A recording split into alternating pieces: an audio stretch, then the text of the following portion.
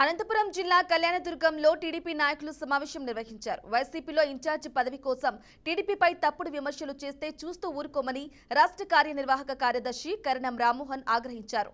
కూటమి ప్రభుత్వం చేస్తున్న అభివృద్ధిని కళ్ళుండి చూడలేకనే వైసీపీ దిగజారుడు విమర్శలు చేస్తుందని మాజీ ఎంపీ తలారి రంగయ్యపై టీడీపీ నాయకులు తీవ్ర స్థాయిలో ధ్వజమెత్తారు.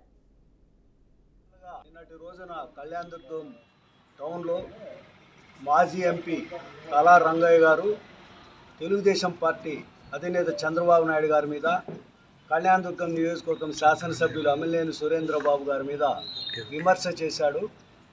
ఒక్కసారి విమర్శ చేసే ముందు గత 5 సంవత్సరాలుగా అనంతపూర్ పార్లమెంటు సభ్యుడిగా ఉన్నాడు. ఆ రోజు జగన్మోహన్ రెడ్డి ప్రభుత్వం అధికారంలో ఉంది. కళ్యాణదుర్గం నియోజకవర్గానికి గెలిచిన ఎమ్మెల్యే మంత్రివర్గ సభ్యురాలుగా ఉన్నారు.